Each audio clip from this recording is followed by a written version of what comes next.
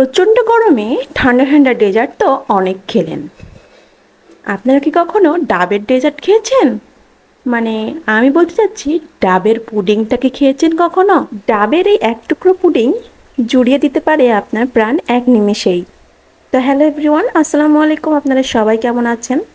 আলহামদুলিল্লাহ, আমি অনেক ভালো আছি।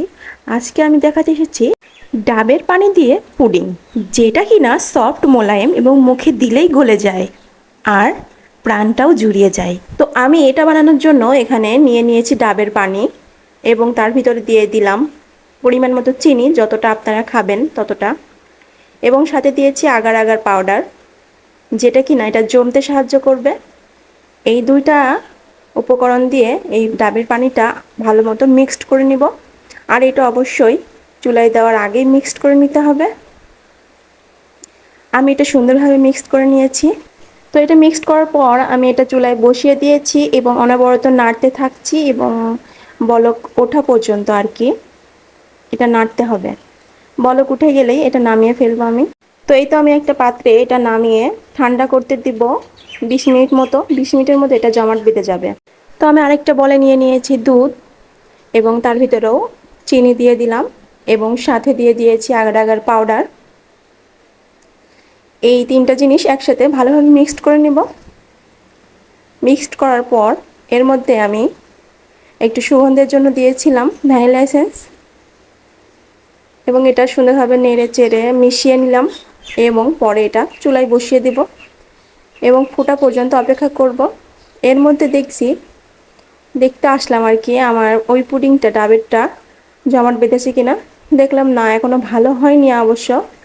তাই আমি এটা রেখে আবার রেস্টে দিলাম এবং ফ্রিজে রাখলাম। আমার একটু তাড়াহুড়ো ছিল, যার কারণে আমি তাড়াতাড়ি কাটতে গিয়েছিলাম, তো দেখলাম যে হয়নি।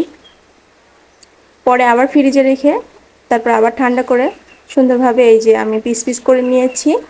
পিস পিস করে নিয়ে আমি ওদিকে দেখব যে আসলে দুধটা কেমন হয়েছে। দুধটা দেখলাম হয়ে গেছে। এখন আমি এর ভিতরে এটা মিশিয়ে দিলাম, মানে দুধটা দিয়ে দিলাম। দিয়ে আমি সেট হওয়ার জন্য রেখে দিয়েছি। আমি এটা সেট হওয়ার জন্য সারা রাতে রেখে দিয়েছিলাম। রাতে বানিয়ে সকালে আমি এটা আবার দেখছিলাম যে কেমন হলো।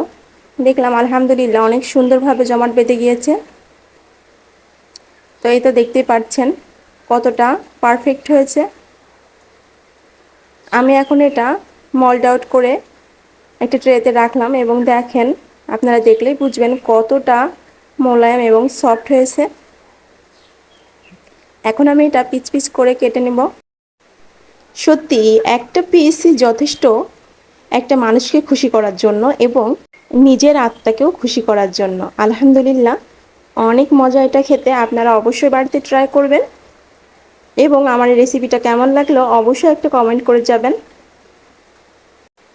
আমি এই ডেজার্টটা এর আগে বানাইনি, অবশ্য অন্য ফ্লেভারেরটা বানাইছি, কিন্তু এই ডাবেরটা বানানো হয়নি। এই ফার্স্ট টাইম আমি ডাব দিয়ে ট্রাই করলাম।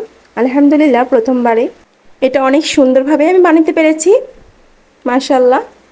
আর দেখতে যেমন সুন্দর হয়েছে, খেতেও কিন্তু দারুণ হয়েছে। এখন আমি একটা প্লেটে এক টুকরো নিয়ে নিলাম। তো দেখেন কতটা সুন্দর লাগছে দেখতে, গ্লাসের মতো আর কি।